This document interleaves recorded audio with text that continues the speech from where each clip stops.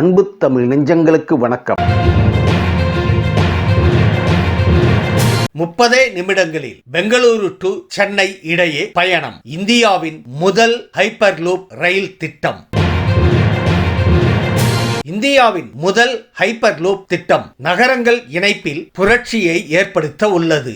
இது விரைவில் முடிவடையும் என்றும் எதிர்பார்க்கப்படுகிறது. இந்த திட்டத்தின் முன்னேற்றத்தை மத்திய ரயில்வே அமைச்சர் அஸ்வினி வைஷ்ணவ் சென்னையில் ஆய்வு செய்தார். இந்த திட்டம் முடிவடைந்த பின்னர் பெங்களூருக்கும் சென்னைக்கும் இடையிலான தூரத்தை வெறும் 30 நிமிடங்களில் கடக்க முடியும். ஹைப்பர் லூப் என்பது ஒரு புரட்சிகரமான போக்குவரத்து உயர் தொழில்நுட்பமாகும். இதில் ஒரு கேப்சூல் போன்ற பாட் குறைந்த அழுத்த குழாயின் உள்ளே செலுத்தப்படுகிறது. தண்டவாளங்களை பயன்படுத்துவதற்கு பதிலாக காந்த விசையை பயன்படுத்தி இது செயல்படும் என்று கூறப்படுகிறது. இந்த அமைப்பு உராய்வு மற்றும் காற்று எதிர்ப்பை நீக்குகிறது.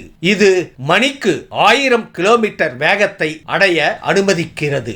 ஐஐடி மெட்ராஸ் இந்த தொழில்நுட்பத்தை ஆராய்ச்சி செய்து ஒரு முன்மாதிரியை உருவாக்கி பல மாதங்கள் ஆகிறது. இந்த திட்டத்திற்கு மோடி அரசு முழு ஆதரவை வழங்கியுள்ளதாக தகவல்கள் தெரிவிக்கின்றன. இந்த திட்டம் தற்போது சோதனை நிலையில் இருப்பதாகவும், ஆனால் எதிர்காலத்தில் இது போக்குவரத்தை மறுவரையறை செய்யும் சாத்தியம் இருப்பதாக அமைச்சர் அஸ்வினி வைஷ்ணவ் தெரிவித்தார். இந்த நிகழ்வின் போது ஜெட் ஒர்க் எலக்ட்ரானிக்ஸ் புதிய உற்பத்தி மையத்தையும் அஸ்வினி வைஷ்ணவ் திறந்து வைத்தார். இதன் பின்னர் செய்தியாளர்களிடம் பேசிய அவர், கடந்த 10 ஆண்டுகளில் தமிழ்நாட்டிற்கான ரயில்வே பட்ஜெட் பெரிய அளவில் அதிகரித்துள்ளது. முன்பெல்லாம் பட்ஜெட் மிகவும் குறைவாக இருந்த நிலையில் தற்போது ரூபாய் 6000 கோடியை தாண்டியுள்ளது. கூடுதலாக இந்தியாவின் எலக்ட்ரானிக்ஸ் தொழில் வேகமாக வளர்ந்து வருகிறது. இப்போது நாட்டின் 2வது பெரிய ஏற்றுமதி துறையாக இது இடம்பெறுகிறது. மத்திய மாநில அரசுகளின் சிறப்பான திட்டமிடல் மற்றும் ஒத்துழைப்பே இந்த சாதனைக்கு காரணம் என அவர் கூறியுள்ளார். This first pod of 422 meters, first tube, this will really go a long way in developing the technologies.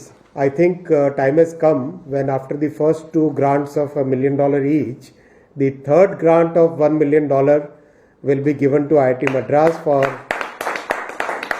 further developing the Hyperloop project in a nice way.